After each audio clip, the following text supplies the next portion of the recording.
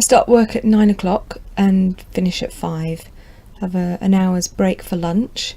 I do about 35 hours a week. I try my best to stick to my hours of 9 till 5. It's not always easy because sometimes deadlines are looming and you've got to get something out, or somebody's waiting for a report. But usually try to do 9 till 5 and try desperately to make sure that I have a proper lunch break.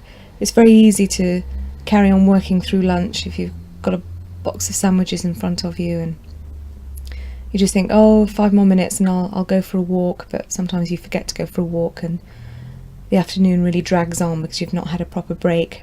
I play sport a couple of times a week during lunchtime, play badminton twice a week.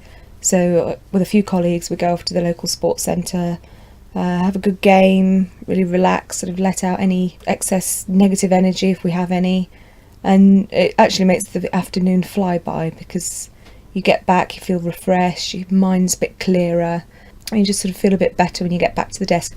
I mean, I work in an office, so sitting in front of the desk from 9 till 5 is not always easy, and it's easy to forget to take breaks. I mean, we're always encouraged to get up and have a walk every hour or so, just, to get away from your desk, to rest your eyes, perhaps stretch your arms and legs. But it's when you've got your head down in something that you're trying to work on, sometimes forget to take a break.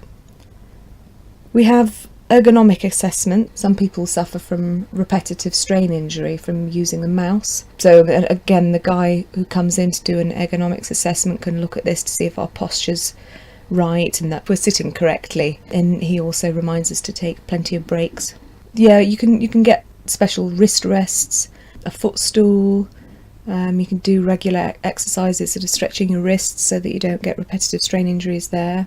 I think the other things in your working environment, I mean, for me, what's important is to have a good atmosphere in the workplace, a good relationship with your colleagues, a line manager that you can speak to and not feel intimidated. It's important that you feel valued and that your role is clearly defined. If you're a team leader, then that's clear and you're not being managed from somebody below you. Or you need to know not only what your role is about, but also where you can go in the future.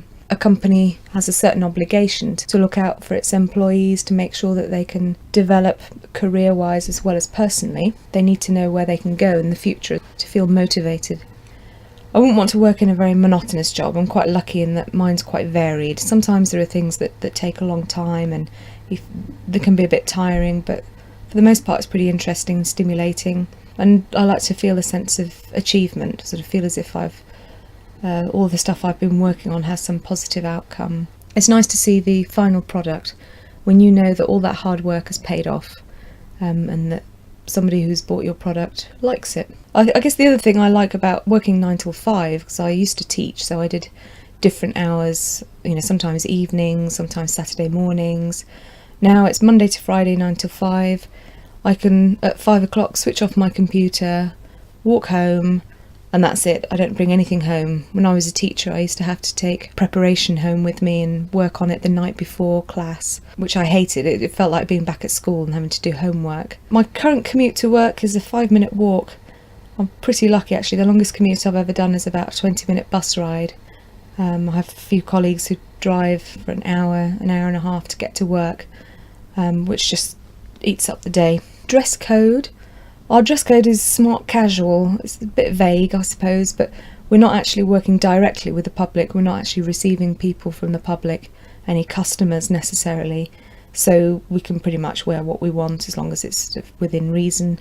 I tend to wear a smart top, jeans, kind of smartest shoes. I'm glad I don't have to wear a suit. I think it's important if you've got customers to show a certain professionalism, but in an office where we're not actually speaking directly or receiving customers, it's not really necessary.